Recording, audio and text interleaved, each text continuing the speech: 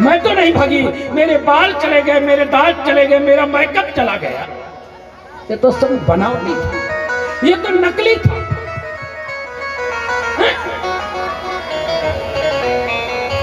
इसका मतलब तुम्हारा मेरे इन बालों से प्रेम था, इस शरीर से प्रेम था, मुझसे प्रेम नहीं।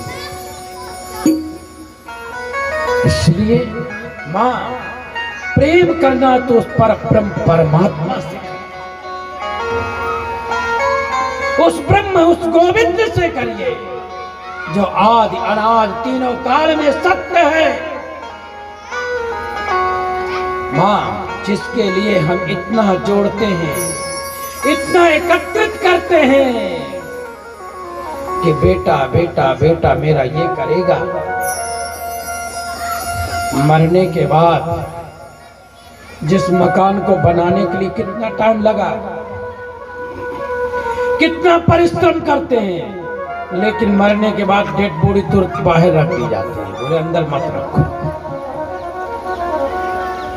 सोच लो, जिस मकान को हमने बनाया, मेहनत किया, एक रात हमारी बॉडी भी नहीं अंदर रख सकते। क्या मतलब? ये सिर्फ स्वार्थ से भरा प्रेम है।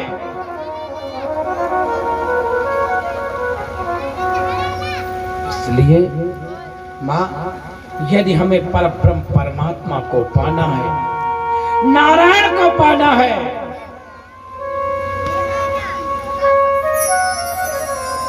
और नारायण के पाने में, गोविंद को पाने में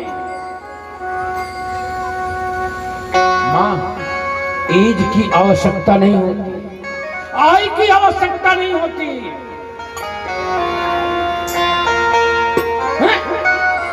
परमात्मा से प्रेम करने के लिए न तो एज देखी जाती, न बुढ़ापा देखा जाता, न जवानी देखी जाती। बोले किसी भी अवस्था में प्रेम हम कर सकते हैं। लोग बहाना बनाते हैं, एक बहाना बना करके कटना चाहते हैं बच्चों को।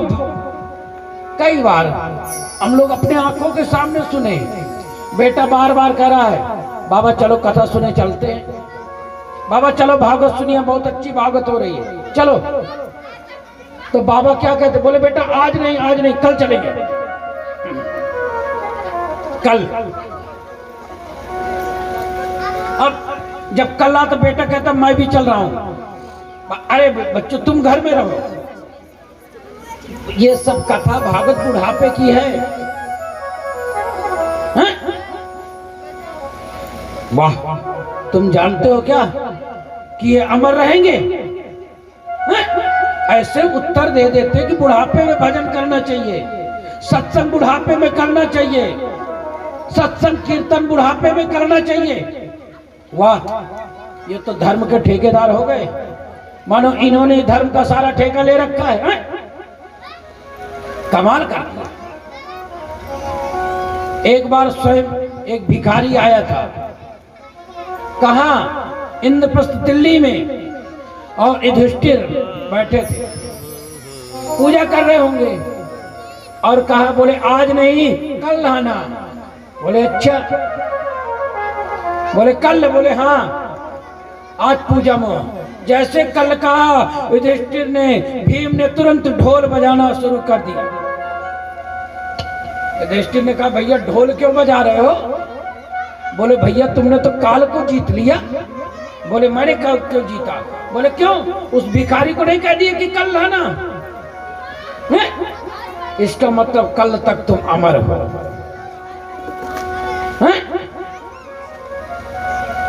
युधिष्ठिर कहता गलती हो गई, पता नहीं अगली श्वास आती है कि नहीं आती। ये क्षण भंगुर है जीवन की कलिका, कल प्रात को जाने खिले न खिले। ये पानी से बुदबुदा शरीर, अगली श्वास का कोई भरोसा नहीं है। इसलिए श्वास श्वास में कृष्ण भज, वृथा श्वास मत खोए। भजन में, कीर्तन में, सत्संग में कोई एज की प्रधानता नहीं, नोट कर लेना। कोई आय की प्रधानता नहीं है। ध्रुव के जीवन से सीख लो। 5 वर्ष का बालक ध्रुवश्च वयो च विद्या गजेंद्र का।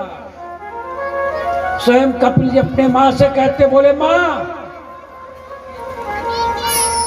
ध्रुव ने 5 वर्ष की आयु में परमात्मा को प्रकट कर दिया।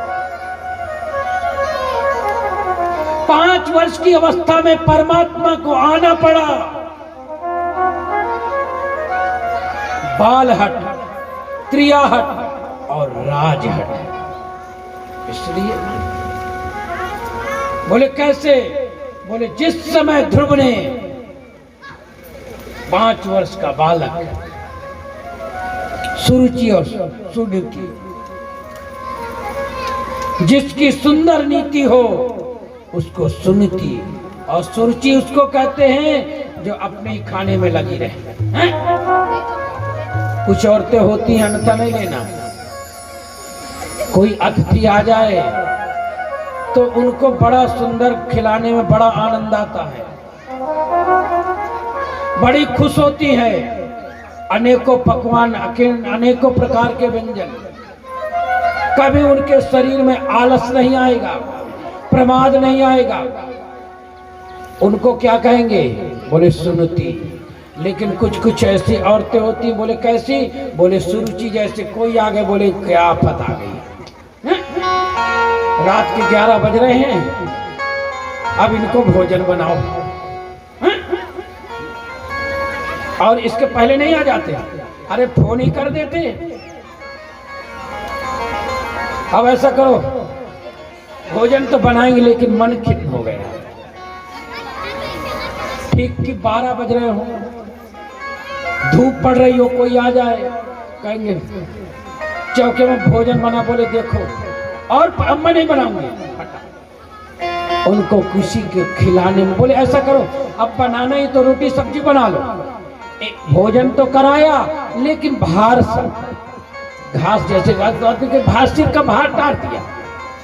कोई प्रेम नहीं है, सुरुचि होते, कई औरतें होती। उस भोजन कराने से कोई मतलब न कराओ ना, इससे अच्छा जिसमें तुम्हारी भावना नहीं है, रुचि नहीं है। तुम्हारे घर में कोई आए, प्रेम से भोजन, अंदर कपट है, जल्दी जल्दी रोटी बना दिया, सब्जी दे दिया, दाल दे, बुलाओ खिलाओ। ऐसा नहीं। जीवन में यदि कोई अतिथि आ जाए, कोई मेहमान आ जाए, हमारे लिए वो देवतुल्य है। हमारे घर का अतिथि आया हुआ देव है। कितना भी परिश्रम करना पड़े, कितना भी मेहनत करना पड़े, लेकिन भावना से उसको खिलाओ, उसको प्रेम से खिलाओ। उसी का नाम सुनीति। जिसके सुंदर विचार हो, जिसकी सुंदर भावना हो। और सुरुचि उसको कहते हैं, बोले सब्जी अच्छे से अच्छा खाना चाहिए मुझे। है? घर में होता है, बोले अच्छा अच्छा जो होगा वो मुझे अपने कमरे ले गए हैं। 4 भाइयों, बोले वो सब अपने घर ले गए। बोले उसको सुरुचि तो कहेंगे। सुनीति जैसे होना। घर को, हमारी माताओं को, हमारी बहनों को सुनीति के जीवन से सीखना चाहिए कि अपने घर में अपने आप को सुनीति बनाना सीखो। सुरुचि बन के क्या कर लोगे? घर में आए, तुरंत कान में कहना शुरू कर दिए, कितनी तनख्वाह है? बोले 40,000। बोले सब इनको पिताजी को क्यों देते हो? कुछ अपने पास भी रखो ना। धीरे धीरे धीरे धीरे सुरुचि वाला काम पूरा। सुरुचि अपने लिए, अपने लिए, अपने लिए गाड़ी लाओ। अरे कभी कहा अपने पिताजी के लिए आप गाड़ी एक दे दो। जिस घर की औरत, नोट कर लेना, अपने अपने लिए करेगी, उस घर का बंटा ठार हो जाएगा। वो घर कभी तरक्की नहीं करेगा। चाहे माताएं मेरी बात को बुरा मानना, लेकिन वो घर में कभी तरक्की नहीं होगी जो औरत अपने लिए करेगी।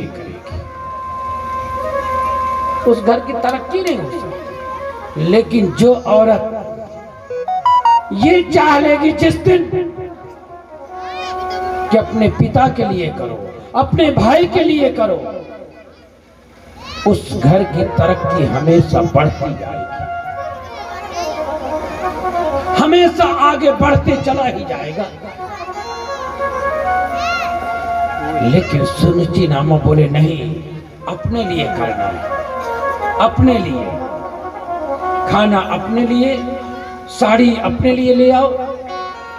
कभी नहीं कहा जिसने सोचा बोले नहीं, जिसने घर में और के लिए साड़ी लेके आओ, उसने कहा बोले मेरे लिए साड़ी चाहिए, कपड़े चाहिए, सब मेरे लिए। उस घर का क्या उत्थान होगा? उस सुनीति के जीवन से सीख लो भाई, उस सुनीति के जीवन से सीखो।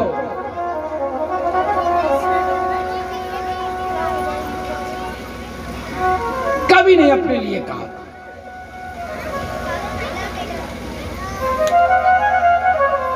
संतान नहीं थी, ब्राह्मणों ने कहा दूसरा संबंध करना पड़ेगा।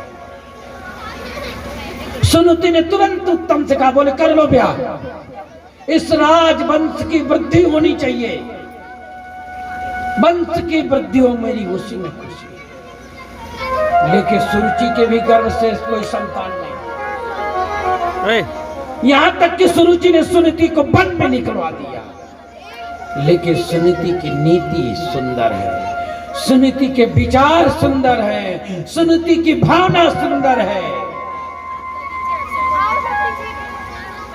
लेकिन सुरुचि के हृदय में कपट है, छल है। क्या होगा?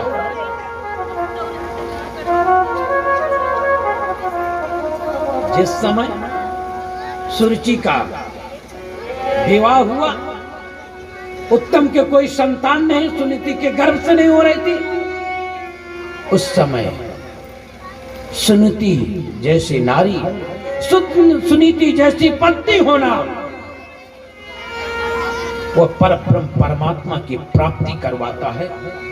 सुनीति जैसी पत्नी कभी इस संसार में बाधक नहीं बन सकती, परमात्मा के रास्ते में कभी वह बाधक नहीं बनेगी, वो तुम्हें परमात्मा के दरवाजे तक जरूर ले जाएगी। लेकिन पत्नी कैसी हो? बोले सुनीति जैसे, सुरुचि जैसे नहीं, जो अपने अपने लिए करे। सुनीति ने एक ही शब्द कहा, बोले संतान नहीं हो रहे? बोले हाँ। ब्राह्मणों ने क्या कहा? बोले दूसरा संबंध करना पड़ेगा। बोले कर लो। सोचिए, सुनीति ने स्वयं अपने पति का दूसरा विवाह करा रही है। विचार करिए, अब जब सुनीति ने स्वयं विवाह कराया और सुरुचि जब ब्याह के बाद फेरे लेकर के घर आ रहे थे, तो किसी ने कानों में कह दिया क्या? बोले तेरी सौत घर में बैठी है, ध्यान दे लेना। पहुंच तो रही है, लेकिन वहां तेरी कोई इज्जत सम्मान नहीं हो। बोले क्यों? बोले तेरी सौत बैठी। बोले मैं सौत को अभी बाहर कर रही 2 मिनट में। तुरंत मूर्छित हो गई। राजा ने देखा, सामने डॉक्टर बड़े बड़े हैं, क्या हुआ? सुनीति ने कहा, सुरुचि ने कहा इस महल के अंदर जब भी प्रवेश करूंगी। बोले कैसे? बोले जब सुनीति उस औरत को बाहर कर दो। राजा उत्तम को जब ये पता चला कि सुनीति को मुझे बाहर करना पड़ेगा, तब सुरुचि महल के अंदर आएगी। राजा ने कहा ये कभी नहीं हो सकता, मैं सुनीति को घर से बाहर कर दूं, ये कदापि नहीं हो सकता। संतान हो या ना हो, वंश बढ़े या ना बढ़े, पर सुनीति को बाहर नहीं।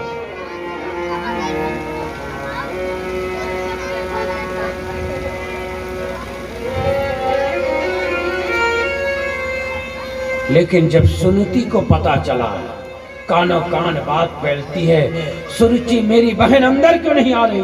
पता चला कि मुझे बाहर जाना पड़ेगा, जंगल में रहना पड़ेगा, तब वो महल के अंदर आएगी। सुनीति ने तुरंत एक क्षण में महल को ठुकरा दिया। बोले मैं इस महल में नहीं रहूंगी, वन में, मैं आपकी खुशी में खुश हूं। आज सुनीति वन में है, लेकिन सुरुचि महल में संतान दोनों के पास नहीं है। संत आते हैं, सुनीति से मुलाकात होती है। सुनीति से कहा, बोले तुम्हारे गर्भ से एक सुंदर बालक का जन्म। बोले नहीं, ये फल पकड़ो। बोले नहीं। सुनीति क्या कहती है? बोले यदि गर्भ से संतान हो तो सबसे पहले मेरी छोटी बहन सुरुचि के गर्भ से हो। सोचो, विचार करो माताओं, ये वही सुरुचि है जो कहती थी सुनीति घर में रहेगी तो मैं नहीं आऊंगी। घर से बाहर निकलवा दिया। एक महल की रानी आज उस निर्जन वन में, घनघोर वन में रह रही है। लेकिन जब सुनीति के पास संत आए तो क्या कहते हैं? सुनीति की विचार, उसकी भावना देखो। वो कहती फल से यदि संतान हो सकती है तो सबसे पहले मेरी बहन सुरुचि को आशीर्वाद दो। जाओ, उसके गर्भ से संतान। संतों के नेत्रों से अश्रु। कितने सुंदर विचार हैं। ये विचार होना चाहिए, भावना होना चाहिए, और आज यही हुआ। इसलिए आज सुनीति के गर्भ से ध्रुव का जन्म और सुरुचि के गर्भ से उत्तम का जन्म।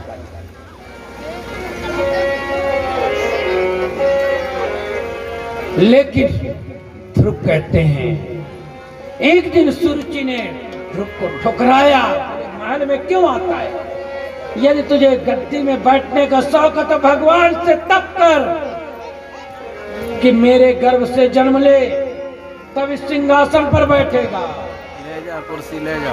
रोवत ध्रुव माता ढींगे आयो, रोवत ध्रुव माता ढींगे आयो, रोवत ध्रुव माता ढींगे आयो, माता ढींगे आयो, माता ढींगे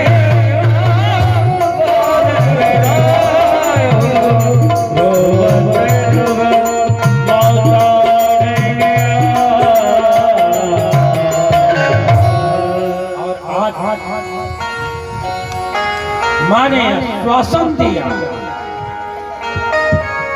चिंता मत करो। बोले परमात्मा मैं भजन करूंगा, मैं भजन करूंगा। बाल हट माँ समझ गई कि ध्रुव ने 5 वर्ष का बालक हट कर लिया। और आज ध्रुव सीधे बन जाने लगा। माँ ने कहा, बेटा ये जा रहा हूं तो तूने जीवन में गुरु नहीं बनाया है? और जब तक जीवन में गुरु नहीं बनाओगे तब तक परमात्मा के दर्शन नहीं, परमात्मा से साक्षात्कार नहीं। बोले रास्ते में नारद मिलेंगे और आज नारद जी से तुम गुरु मंत्र लेना, तुम्हें परमात्मा के दर्शन देंगे। ध्रुव आए हैं और आज नारद समझ गए कि बेटा ध्रुव तप करने के लिए जा रहे हैं। नारद जी आके ध्रुव को रोका। बोले बेटा आगे मथुरा की तरफ जा रहे थे, बोले बाघ है, सिंह है, मत जाओ। लेकिन ध्रुव नहीं माना। नारद जी ने आज ध्रुव को 12 अक्षर मंत्र दिया। ध्रुव ने आज मथुरा में ध्रुव लीला में बैठ के तपस्या किया। ओम नमो भगवते वासुदेवाय, ओम नमो भगवते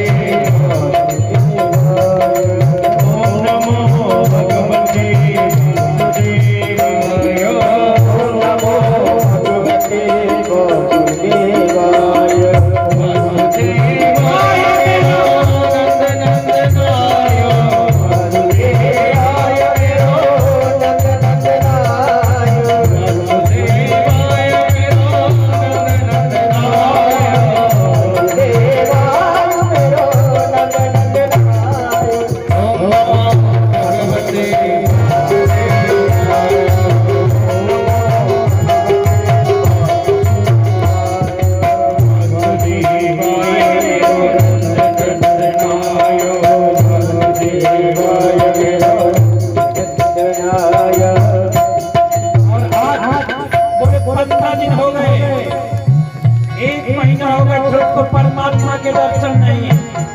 ने कहा कुछ गड़बड़ी हो रही है।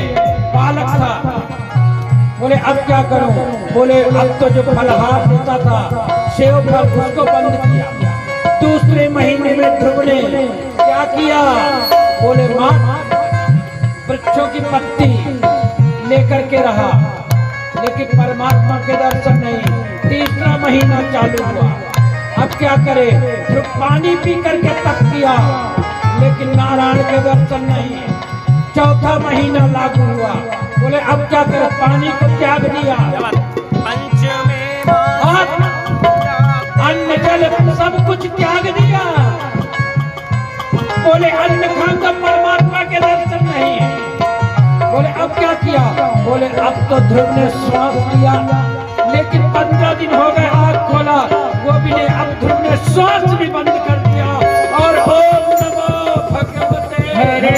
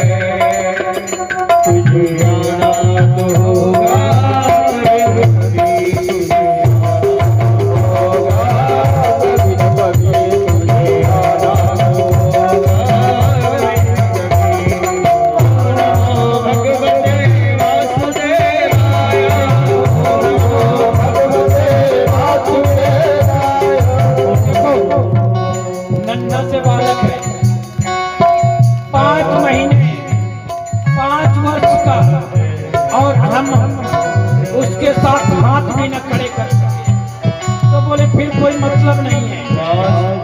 हम कथा पंडाल में बैठे, घर में हम हाथ उठा के नहीं कीर्तन कर सकते, लेकिन ध्रुव के साथ सभी लोग हाथ खड़े करके ओम नमो भगवते वासुदेवाय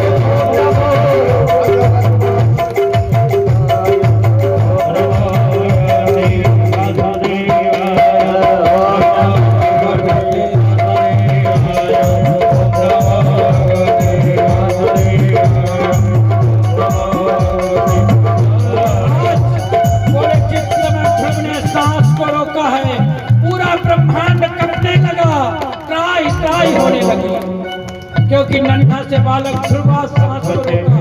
भक्त भगवान का भजन करे, भगवान को चैन कहा, भगवान से सब लोग कहा। बोले हो क्या रहा है? बोले चिंता मत करो, मेरा छोटा सा बालक है, मैं भी जाके दर्शन दूंगा।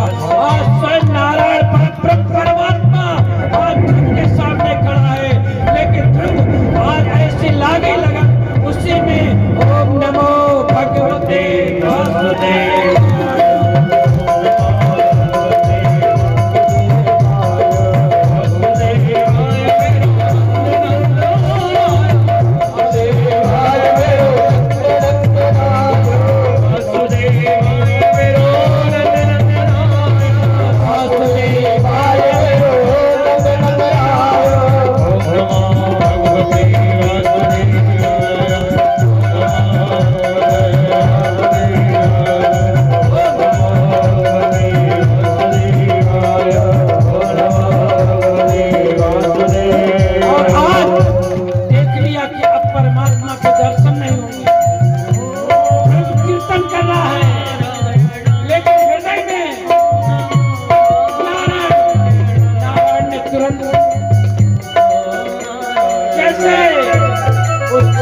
को खींचा है, तुरंत ध्रुव के नेत्र खुल जाते हैं। बोले नारायण भगवान।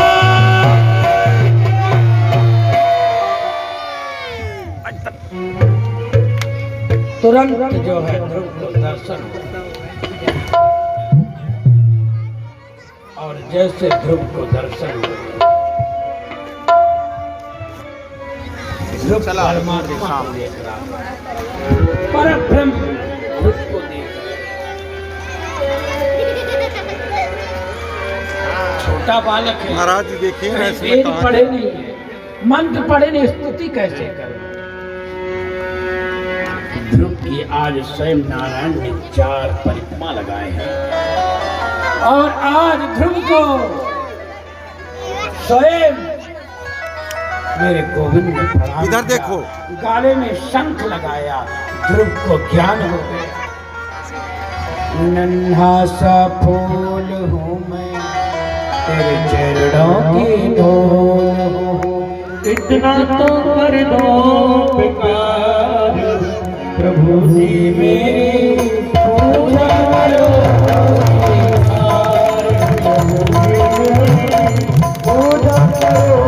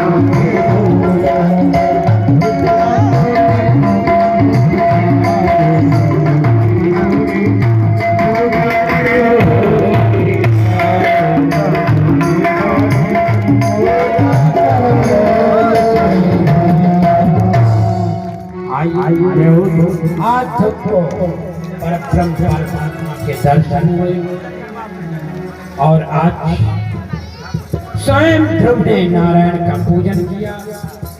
हमारे इस मुक्त कथक यजमान आप ध्रुव के साथ पूजन करेंगे। इसके बाद सभी लोग आरती, कल की बड़ी पावन कथा, और अभी आप लोग शांति से बैठे रहेंगे। सब लोग अपने अपने मोबाइल में, टीवी में देखो। आज पहले दिन मैंने कल की कथा में कहा था कि अरे मन चल वृंदावन धाम, रटेंगे राधे राधे मिलेंगे। ट्राई करके काफी लोग वृंदावन जाते हैं, वशिष्ठ और जो नहीं गए फोन दूंगा भी लेके पूरा घूमना ना अभी, पर तो मन से आके चले। बड़े पापा को फोन दे देना ना, मेरे पास मत आज बरसाने की हमारी नट्टमार होली है, जा जा सभी लोग टीवी में देख रहे जा होंगे। फूल लेके आ, मत लेके आ। पूरे इंडिया में क्या पूरे विश्व में आज हमारे बरसाने की होली का शुभ आरंभ हुआ। तो जितने भाई बैठे हैं, तो सब लोग ध्रुव पूजन के बाद देखो जीरो होली का आनंद लेते हुए इसके बाद सभी लोग आरती करेंगे, क्योंकि बरसाने जाएंगे तो कितना खर्च होगा। सोचो लाइव चल रहा है, लाइव चल रहा है। ऐसे डायरेक्ट बना अरे ये पता कम से कम बोल रहा है, बार बार रोटेट करो, देखो रोटेट करने बोल रहा है। बरसाने जाने के लिए आप सोचो वृंदावन जाओगे तो कम से कम कितना खर्च, आने जाने में तो 1000 रुपए तो किराया मानिए, ये इनका है, पक्का ना। बड़े बाबू उसमें बना रहे थे तो पवन जी को आप कितना दोगे, क्योंकि लेके तो ये जाएंगे आपको, हैं? क्योंकि गाड़ी उन्हीं को चला के चलना और सबके मन में इच्छा आप ही है चला लो। धीरे धीरे ऐसे धीरे धीरे कि वृंदावन चले, ऐसे बरसाने की होली, हाँ वो तो करूंगा तो ही। बड़े भाव के साथ बड़े पड़ छोटे आज जरा कि ब्रज में बड़े श्रद्धा और विश्वास के साथ चमाइन आवा तो हम लोग देख ले भाई।